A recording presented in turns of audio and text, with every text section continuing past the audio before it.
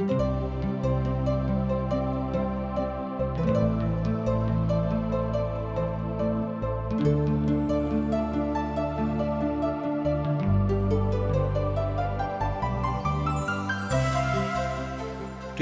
के द्वारा प्रस्तुत अशक इजोत में अहाँ के स्वागत कर रहल छी। यह कार्यक्रम मसीही परिवार के प्रार्थना के जयवंत आ फलवंत होबा के लेल बाइबल के सिलसिलेवार अध्ययन के लेल प्रोत्साहित करै छी। मुदा सब परिवार बाइबलक शिक्षा आ ज्ञानो में सुदृढ़ भ जाओ आ अहाँ सब जयवंत जीवन जिंदगी बिताबियौ। कृपया क देखू आ सुनू जायसँ परिवार के अहाँ के जीवन के ज्योति मिले, जायसँ आनंदित रहो। आशाक इजोत जे मैथिली कार्यक्रम थिक अहीं के थिक, एहिमे हम अहाँक अभिनंदन प्रभु यीशु मसीह के मीठ आ पवित्र नाम में कऽ रहलहुँ हैं। आजुक दिन हमरा सब पवित्र पोथी बाइबल के ओहि प्रभाग में छी जे प्रभाग ई बताबैत अछि कि हमरा सबक जे छूट मिलल थिक ई कोनो हमरा सबक तगमा नहीं थिक कि हमरा सब एहि छूटक नजायज फायदा उठा सकलहुँ हैं। हमरा सब अखन धरि ओहि अध्याय में छी जे अध्याय परमेश्वरक लोकक स्वतंत्रता आर तकर छूटक विषय में कथा करैत अछि। आ ई विषय वस्तु एहि अध्याय में पूरा तऽ नहीं होइत अछि, मुदा हमरा लोकनि एहि विषय वस्तु के लऽ कऽ और आगाँ जायब। मुदा आजुक दिन एहि बातक ऊपर हमरा लोकनि विचार करबाक लेल उपस्थित भेलहुँ हैं कि जे छूट हमरा सभक भेटल अछि एकर मतलब ई नहीं भेल कि हमरा सभक लाइसेंस मिल गेल अछि कि यह काज हमरा लोकनि कऽ सकलहुँ हैं। उदाहरणार्थ हमरा लोकनि देखै छी कि जे गतिविधि हमरा लोकनि कऽ रहल छी से उचित बात नहीं थिक। साधु पौल एहि बातक एहिठाम कुरिन्थक कलीसिया के बाजि रहल छथि, कियाक तऽ ओतक कलीसिया में बहुत तरहक झगड़ा झंझट उत्पन्न भऽ गेल रहैक। इसराइली जाति के इतिहास से शिक्षा, हे भाई सब, हम ई नहीं चाहै छी जे अहाँ सब एहि बात से अनजान रहू जे हमरा सभक पूर्वज एहिठाम बादल छाया में रहैत छलाह। एक बेर ध्यान दियौ और हम अहाँक लेल पढ़ि रहलहुँ हैं पद ठीक 1। हे भाई सब, हम ई नहीं चाहै छी जे अहाँ सब एहि बात से अनजान रहू जे हमरा सब अर्थात हमरा सभक पूर्वज बादलक छत्र छाया में रहैत छलाह। हमरा लोकनि जानै छी पुरना नियमक पोथी के अध्ययन में जहिया हमरा लोकनि पुरना नियमक पोथी के अध्ययन कऽ रहल छलहुँ हैं, एहि बातक ओहिठाम बतायल गेल छै कि जे लोक सब ओतऽ छलाह अर्थात इसराइली सभक सन्मुख में परमेश्वर बादल और आगक के रूप में ओतऽ उपस्थित रहै छलखिन। तैं ओ कहै छथि कि हमरा सभक पूर्वज बादलक छत्र छाया में रहै छलखिन। साधु पौल नवम अध्याय के आखिरी वचन में एहि बातक कहैत छथि कि हमरा सभक बात यह थी कि हमरा सब निराश नहीं होब, मुदा प्रभु के सिंहासनक दिस बाहुनक सन्मुख में बहुत निश्चिंता के साथ ठाढ़ होब। मुदा ठाढ़ कोना के भऽ सकलहुँ हैं जाबे धरि हमरा लोकनि एहि बातक ऊपर विचार नहीं कऽ सकैत छी कि हमरा सब कतऽ ठाढ़ छी। कुरिन्थक कलीसिया में एहि तरहक बात आबि गेल रहैक। जेना हमरा लोकनि जानै छी कि जाय काल में एहि पोथी के लिखल गेल रहैक तऽ एहि पोथी के काल में ओतऽ साधु पौल अर्थात कुरिन्थ में नहीं छलाह, ओ इफिसुस से एहि पाती के हुनका सभक लेल लिख रहल छथि। जहन ओ कहैत छथि कि हम सब महत्वपूर्ण लोग थिकौ हैं, एकर मतलब यह भेलै कि हमरा सभक प्रभु चुनि लेने छथि आ हमरा सब हुनका दृष्टि में बड़ महान भऽ गेलहुँ हैं। संसारक लोक अहाँक भऽ सकैया बहुत गरीब बुझैत होइत, बहुत कमजोर बुझैत होइत, बहुत निरीह बा अदना लोग बुझैत होइत, मुदा प्रभुक नजर में अहाँ अदना मनुख नहीं थिकौ हैं। एहि बातक एहिठाम साधु पौल बाजि रहल छथिन। एना तऽ पहिल विश्वासी यहूदिये सब भेलाह, एहि बातक हमरा लोकनि जानैत छी। मुदा एहिके बादो साधु पौल कहैत छथि कि परमेश्वरक सुसमाचारक प्रचार संपूर्ण संसारक लेल थिक, अर्थात प्रभु यीशु मसीह के देही धारण खाली यहूदिये लोकक लेल नहीं भेल रहनि, मुदा संपूर्ण संसारक उद्धारक लेल पिता परमेश्वर हुनका एहि संसार में पठौने छलाह। एहि बातक दिस एहिठाम इशारा सेहो कयल गेल छै। सभक बाद ओ बादल में और तकरा बाद ओ समुन्दर में मूसा के बपतिस्मा लेलखिन। सब केओ एक्के आत्मिक भोजन केने छलाह, यहू बातक हमरा लोग जानैत छी। सब केओ एक्के आत्मिक जल पीने रहत, किएक तऽ ओ ओहि आत्मिक इच्छा सँ पाबैत रहत जे हुनक साथ साथ चलैत रहन, अर्थात पिता परमेश्वर। एहिठाम जाय बातक बतायल गेल अछि, ई बात प्रभु यीशु मसीह के दिस इशारा करैत अछि कि हुनका सभक संगे प्रभु यीशु मसीह चलै छलखिन। परमेश्वर ओहिमे से बहुत लोक में से प्रसन्न नहीं भेलाह, तहन ओ निर्जन प्रदेश में ढेर भ गेलाह। एहि बातक हमरा लोकनि एहिठाम कुरिन्थियोक पोथी में देखैत छी, अर्थात पहिल कुरिन्थियोक पोथी तकर 10 अध्याय आ तकर 2 पद से ल क 5 पद में एहि बातक आख्यान एहिठाम मिलैत अछि। ओहिमे से बहुत केओ एहिठाम रहत, अर्थात जेना हमरा लोकनि जानैत छी कि कुरिन्थक नगर में बहुत तरह के लोग रहैत छलखिन। एहि बातक हमरा लोकनि आरंभे में सीख चुकलहुँ हैं। तो एहिठाम ओ बता रहल छथि कि जतेक लोक परमेश्वर के कलीसिया में छथि, हुनका सभक एहि बातक ज्ञान सीखनाइ बड़ जरूरी अछि कि अहाँक आत्मविश्वास प्रभु यीशु मसीह संगे बढ़ि रहल अछि कि नहि। आजुक दिनक यह बात बड़ उचित लागैत अछि, किएक तऽ आजुक परिप्रेक्ष्य में जतेक लोक कलीसिया में छथि, कतौ ने कतौ हुनक विश्वास कमजोर भ गेल छनि आ अपन विश्वासक कमजोरी के कारणे ओ फसल रहैत छथि आ हुनका जिंदगी में कोनो तरहक आशा नहीं छनि। कारण थिक हुनका सभक विश्वास बड़ कमजोर भ गेल छनि। हमरा सभक यह बात सिखबाक अछि। ओ मूसाक बपतिस्मा लेलखिन, अर्थात ओ बपतिस्मा बहुत दिनक लेल नहीं छलैक। एहि बातक हमरा लोकनि देखैत छी कि मूसाक बपतिस्मा के बात एहिठाम आबैत अछि, किएक तऽ ओ सब ओहि काल में मूसाक द्वारा अगुवाई में रहैत छलाह। एहि बातक हमरा सभक बुझबाक अछि कि जे केओ प्रभु यीशु मसीह के नाम से बपतिस्मा लेने छथि, वह उचित बपतिस्मा कहल जेतैक। प्रभुक संगे हुनके संगति के खूब नीक संगति कहल जेतैक। एहिठाम ओ पानिक बपतिस्मा के विषय में बात कर रहल छथि, अर्थात वास्तविक अर्थ में एकर अर्थ की होइत अछि तकरा हमरा लोकनि देखब, किएक तऽ कहियो कहियो हमरा सब एहि शब्दक के अर्थक अनर्थ क दैत छी। अर्थात वास्तविक अर्थ यह होइत अछि कि बपतिस्माक वास्तविक अर्थ यह भेलै कि हमरा सभक संगति प्रभु यीशु मसीह संगे भ गेल, अर्थात मनुखक संगति परमेश्वरक संगे भ गेलनि। एहि शब्दक वास्तविक अर्थ यह होइत अछि। मुदा बहुत केओ एहि बातक सामुदायिक रीति सँ ल लैत छथि, जे उचित बात पवित्र पोथी बाइबलक अनुसार नहि लागैत अछि। एहि बातक और स्पष्ट कयल जा सकैत छै, मुदा एहिठाम बतायल गेल अछि जे ओ सब मूसाक बपतिस्मा लेलखिन।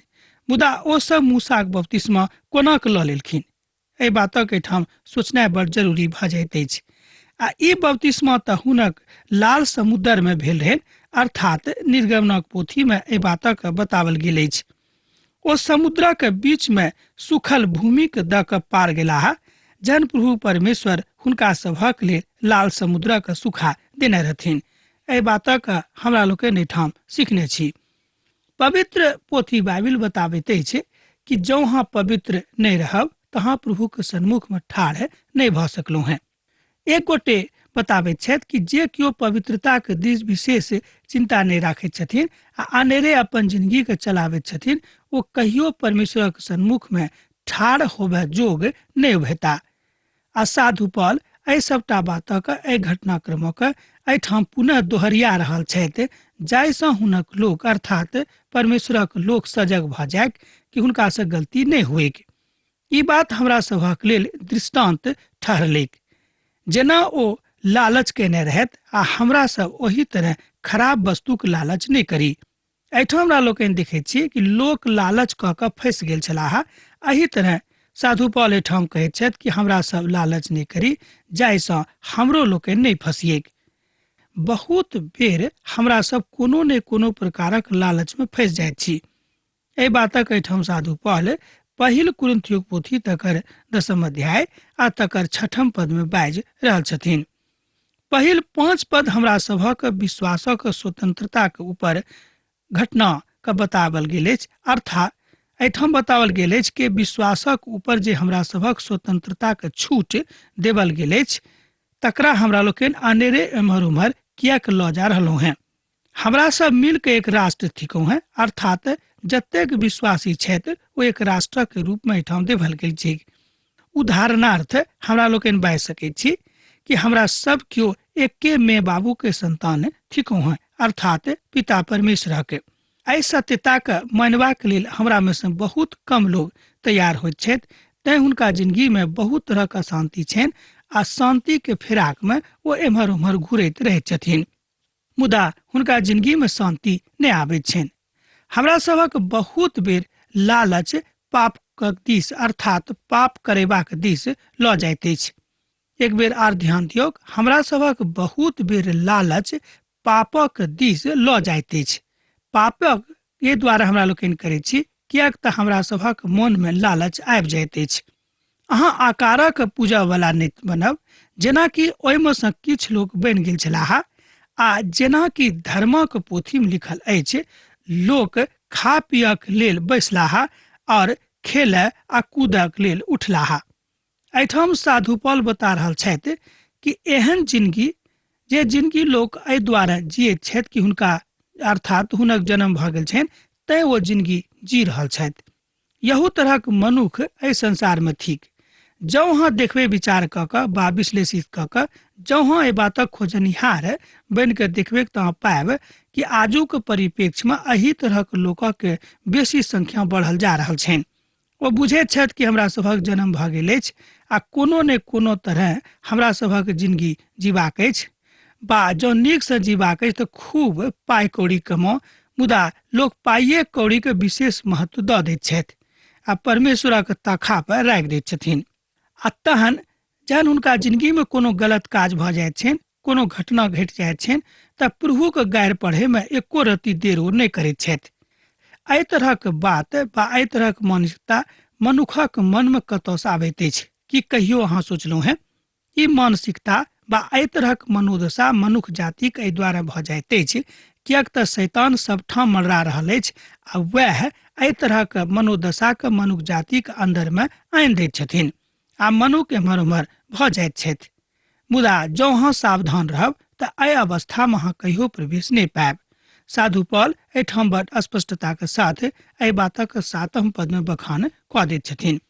हमरा सब देखैत छी कि जतेक लोक एहि संसार में छथि, ओहिमे से बहुत कम लोग एहन छथि जे एहि विचारधारा से सहमत होइत छथिन। आ नहि तऽ हमरा सब बेविचार करी जेना कि हुनका में से किछु लोग कयने रहथि, और एक रोज तऽ 23,000 करि गेलाह। एहिठाम हमरा लोकनि देखैत छी कि एहि तरहक बात हुनका सभक जिंदगी में अर्थात कुरिन्थक कलीसिया के जिंदगी में भेल रहै। आ नहीं तो हमरा सब विचार करी जेना कि हुनका में से बहुत लोग कयने रहथि और एक रोज तो 23,000 मरि गेलाह। आ नहीं हमरा सब प्रभु के जांचिए जेना कि काज हुनका सब में से किछु लोग कयने रहथि और ओ सब सापक द्वारा नष्ट कयल गेल छलाह। बहुत बेर एहि तरहक गलती हमरा लोकनि करैत छी कि परमेश्वरे के जांच आरंभ कऽ दैत छी, किएक तऽ हमरा सब बुझैत छी कि हमरा सब ढेर होशियार भऽ गेलहुँ हैं आर हमरा सब परमेश्वरक संगति में आगाँ जा सकलहुँ हैं। आ नहि अहाँ कुड़कुड़ायब जाय रीति से ओहिमे से किछु लोग कुड़कुड़ाय वाला छलाह आ नाश करे वाला दूतक द्वारा नाश कयल गेलाह। पहिल कुरिन्थियों पोथी तकर 10 अध्याय तकर 8 पद से लऽ कऽ 10 पद धरि एहि बातक हमरा लोकनि एहिठाम देखैत छी। जँ अहाँक लग पवित्र पोथी बाइबिल अछि तऽ अहूँ एहि बातक एहिठाम देख सकैत छी आ तकरा सत्यापित कऽ सकैत छी। जँ अहाँ कुड़कुड़ाबे वाला बनब बा हम बनब तऽ प्रभु से कोना कोनो वस्तु के प्राप्ति करब। प्रभु बड़ विनम्र मनुखक पसंद करैत छथि, उद्धार पावल लोकक पसंद करैत छथि। हमरा सब विनीत भाव से प्रभु के सन्मुख में ठाढ़ भऽ सकलहुँ हैं।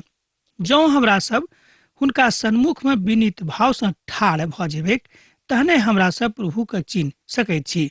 एहिठाम साधु पौल किछु लोकक के पापक विषय में बता रहल छथि। ओ सब खराब काज केने छलाह आ प्रभु के विरोध में आबि कऽ प्रभु से शिकायत करैत छलाह, अर्थात ओ सब ओहि काजक करैत छलाह जे काज परमेश्वरक इच्छा के विरुद्ध में रहै।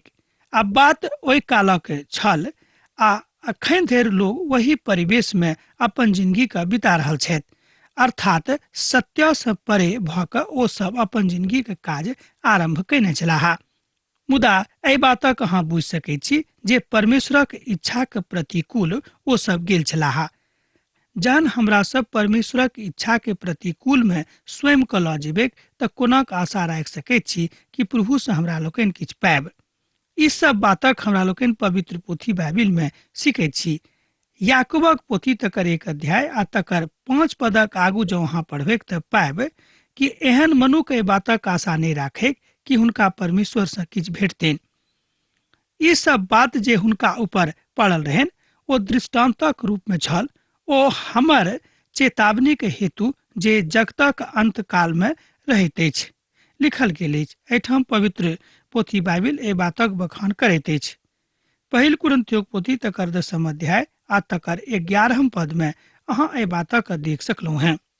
एहिठाम साधु पौल बताबैत छथिन कि हमरा सब कोना के परमेश्वरक महिमा के बुझि सकैत छी, कोना के प्रभुक संगे चलि सकैत छी आर कोना खुनक संगति में स्वयं के मजबूत कऽ सकैत छी। साधु पौल एहि सबटा बातक एहिठाम बता रहल छथि।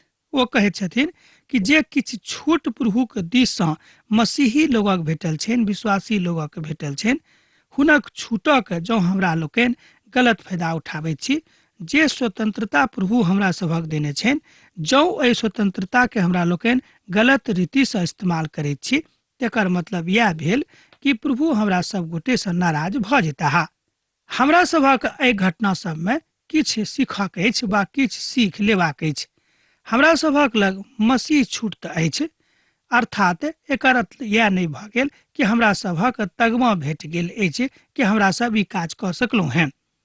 मुदा हमरा सभक इच्छा प्रभुक इच्छाक अनुसार बनैक आर बेसी डर हमरा सभक मन में प्रभुक आबैक कि हमरा सब कोना के चली जाहिसँ प्रभुक कोनो वा एना कहियो कि एको रत्ती तकलीफ हुनका नहि भेटनि आ हुनक इच्छा हमरा सभक जिंदगी में पूर्ण होइक। हमरा सब प्रभुक इच्छाक अनुसार आ जे इच्छा हुनक छनि हुनक इच्छा बुझि कऽ अपन अपन जिंदगी में आगाँ बढ़िएक। तैं जे ई बुझैत छै जे हम विश्वास में स्थिर छी ओ सावधान रहैक जे कतऽ खसि नहि पड़क। हमर श्रोता मित्र एहिठाम साधु पौल बाजि रहल छथि पहिल कुरिन्थियों पोथी तकर 10 अध्याय आ तकर 12 पद में।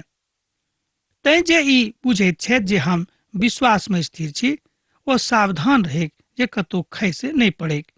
किएक तऽ बहुत लोग ई सोचैत छथि कि हम तऽ प्रभु में आबि गेलहुँ हैं, अपन सब किछु प्रभु के दऽ देलहुँ हैं, तहन अब तऽ हम पक्का भऽ गेलहुँ हैं। तैं साधु पौल हुनका बाजि रहल छथिन कि अहाँ ई बातक नहि बुझबैक, एहि बातक घमंड अहाँके मन में नहि आबैक आ नहि एहि तरहक ज्ञानक घमंड सेहो अहाँके हृदय में कतौ सँ आबैक। किएक तऽ अहाँ और बेसी सावधान रहू जाहिसँ अहाँ कतौ खसि नहि पड़ू। जँ अहाँ बुझैत छी तऽ हम यह विश्वास करलहुँ हैं कहाँक स्थिरता आब उचित अछि। साधु पौल एहिठाम कुरिन्थक कलीसिया के बाजि रहल छथि कि अहाँ सब ई नहि बुझियौ कि अहाँ सब पक्का भऽ गेलहुँ हैं आर अहाँ सब खसि नहि सकैत छी। एहि संसार में बहुत लोक एहन छथि जे विश्वास में खूब मजबूत भेलाक बादो कहियो कहियो खसि पड़ैत छथि। आ अहाँके अंदर प्रभुक काज होयबाक आवश्यकता थिक आ अहाँके हृदय में प्रभुक आत्माक निवास रहबाक सेहो जरूरत थिक। अहाँ कोनो एहन परीक्षा में नहि पड़ब जे मनुखक सहनसँ बाहर थिक। एहि बातक बा एहि वचनक हम जहिया कहियो प्रभुक पढ़ैत छी तऽ हमर मन आशाक साथ गदगद भऽ जाइत अछि। अर्थात ई पद स्पष्ट करैत अछि कि परमेश्वर एहन कोनो परीक्षा में अहाँके नहि डालत जाहि परीक्षा में अहाँ उत्तीर्ण नहि भऽ सकलहुँ हैं। अर्थात दोसर शब्द में कि प्रभु अहाँके अतेक तकलीफ कहियो नहि देत जाहि तकलीफक अहाँ नहि सहि सकलहुँ हैं। एकर दोसर इहो अर्थ भेल कि प्रभु अहाँके तकलीफ जरूर देता, एहिमे संदेह नहि थिक, मुदा ओतेक तकलीफ नहि देता जाहि तकलीफक अहाँ अपन जिंदगी में सहि नहि सकलहुँ हैं वा बर्दाश्त नहि कऽ सकलहुँ हैं। अहाँ कोनो एहन परीक्षा में नहि पड़ब जे मनुखक सहनसँ बाहर अछि। परमेश्वर विश्वास योग्य छथि, ओ अहाँके सामर्थ्यक बाहर परीक्षा में नहि पड़ऽ देत, मुदा ओ अहाँके परीक्षासँ निकालता जाहिसँ अहाँ सहि सकू। एहिठाम पिता परमेश्वर एक बातक आश्वासन अपन विश्वासी बेटा बेटी के दऽ रहल छथि कि अहाँ ओतेक परीक्षा में कहियो नहीं पड़ब जाय परीक्षा के अहाँ सहन नहीं कऽ सकलहुँ हैं। मुदा जँ अहाँके जिंदगी में परीक्षा आबियो गेल अछि तऽ तकरा से हम अहाँके छोड़ा के लऽ जायब बा अहाँके निकालि देब, अहाँके निकास कऽ देब। अब तऽ स्पष्ट भऽ गेल होइत। एहि बातक हमरा लोकनि पहिल कुरिन्थियों पोथी तकर 10 अध्याय आ तकर 13 पद में पढ़ै छी। अहाँके कहियो परमेश्वर सँ एहि बातक आशा नहीं रखबाक चाही कि परमेश्वर अहाँके ततेक तकलीफ दऽ देता जाय तकलीफक अहाँ सहन नहीं कऽ सकलहुँ हैं। अहाँके लग कतेक सामर्थ्य अछि प्रभु एहि बातक खूब नीक रीति सँ जानैत छथिन। कियाक तऽ हमरा सभक सृष्टिकर्ता वह थिकाह, हमरा लोकनि हुनक सृष्टि थिकहुँ हैं, तैं हुनका मालूम अछि कि हमरा सभक लग कतेक सामर्थ्य अछि। अर्थात प्रभु जानैत छथिन कि हम केकरा कतेक सामर्थ्य बना कऽ एहि संसार में पठौने छियनि। तहन ओ एहि हिसाब से हुनका जिंदगी में तकलीफ आनि सकैत छथि। प्रभु के एकटा भक्त कहैत छथि जे ओ सर्वदा अहाँक लेल निकासक बाटक खोलि के राखने छथि। अर्थात हमर मित्रवर, ई स्थान अछि अपन दौड़ में भागीदारी देबाके, अर्थात सुसमाचारक लेल स्वयं के प्रयोग करबाक। जँ अहाँ स्वयं के सुसमाचारक लेल प्रयोग कऽ रहल छी, स्वयं के धोगा रहल छी, तकर मतलब यह भेल कि प्रभु के सही काजक अहाँ कऽ रहलहुँ हैं आ हुनका संगे अहाँ अपन जिंदगी के चला रहलहुँ हैं। प्रभु वह थिकाह जिनका विषय में हमरा लोकनि सीख रहल छी। हे हमर मित्र भाई बहन, हम अहाँ से यह कहैत छी कि प्रभु के दिस से कहियो स्वयं के अलग नहीं करब। साधु पौल एहिठाम 14 आ 15 पद में एहि रीति सँ कहैत छथि। ओ कहैत छथि, हे हमर प्रिय भाई, आकारण एहि तरहक परीक्षा से अहाँ बचू। ओ कहैत छथि कि अहाँ सावधान रहू। अर्थात हम खोल के पदक अहाँ बताबैत छी जे एहि तरह एहिठाम लिखल गेल अछि। ओ कहैत छथि कि हे हमर प्रिय भाई, आकारक पूजा से अहाँ बचल रहू। हम अहाँके बुद्धियार बुझि कऽ कहैत छी जे हम कहैत छी तकर अहाँ खूब नीक जकाँ काज करियौक। एहिठाम पिता परमेश्वर मनुष्य जाति के आज्ञा दऽ रहल छथि कि हमरा सभक कोनाक चाल चलबाक अछि आ कोन तरह एहि संसार में रहबाक अछि। एहिठाम विशेष कऽ कऽ साधु पौल एहि बातक कुरिन्थक कलीसिया के विश्वासी के बता रहल छथि कि अहाँ सब आकारक पूजा से बचल रहब और अहाँक जे बुद्धियार अछि, अर्थात अहाँ बुद्धियार थिकहुँ हैं, तैं अहाँ अपन बुद्धि के प्रयोग परमेश्वरक काजक लेल करब, कोनो संसारिक काजक लेल नहीं करब। स्पष्ट अर्थ एहि पदक के वा परमेश्वरक वचनक यह होइत अछि। आकारक पूजन कुरिन्थक विश्वासी के बेसी नीक रहतिक, कियाक तऽ ओहिठाम ई काज बहुत दिन से होइत रहै आ एहि में हुनका खसबा के डर सेहो बहुत भऽ गेल रहनि। कियाक तऽ एहि बातक बंदी पूर्ण रूपेण ओतऽ नहीं भेल रहै, तहन हुनका सभक ई डर रहनि कि कहियो न कहियो ओतऽ जाकऽ ओ खसि सकैत छथि वा ओ कमजोर पड़ि सकैत छथि। आ यह हुनका सभक पैघ कमजोरी में से सेहो रहनि। मुदा पवित्र पोथी कहैत अछि जे लालचक ऊपर, अर्थात लालच कऽ कऽ अहाँ आकारक पूजनक बराबरी नहीं करब, अर्थात लालच आकारक पूजनक बराबर थिक। बहुत केओ लालच में पड़ि कऽ ई काज करैत छथि कि हम जँ एहि काजक करब तऽ हमरा अमुक बातक के फायदा भऽ जायत, आ जँ हम एहि काजक नहीं करब तऽ हमरा अमुक बातक नुकसान भऽ जायत। ओ प्रभु भोजक विषय में बात कऽ रहल छथि, अपन लोकक शैतान से अलग कऽ रहल छथिन। साधु पौल एहिठाम कुरिन्थक कलीसिया के विश्वासक मजबूत करैत आगाँ बढ़ि रहल छथि। धन्यवादक कटोरा जिनका हेतु हम धन्यवाद करैत छी कि ई मसीह के लोहू, अर्थात मसीह के सोनित आ तकर सहभागिता नहीं अछि। एही रोटी के जकरा हमरा सब प्रभु भोज में तोड़ैत छी कि ओ मसीह के देहक सहभागिता नहीं थिक। एके रोटी अछि, तैं हमरा सब जे बहुत छी एके देही थिकहुँ हैं। एहिठाम साधु पौल बता रहल छथि कि जन हमरा सब मसीह विश्वास में आबि कऽ रोटी तोड़ैत छी एके रोटी में से, तेकर मतलब यह भेलै कि हमरा सब मसीह में सब एके थिकहुँ हैं। मुदा फरक फरक भऽ कऽ हमरा सब रहै छी। एहि बातक हमरा सब गोटेके एहिमे बुझबाक अछि।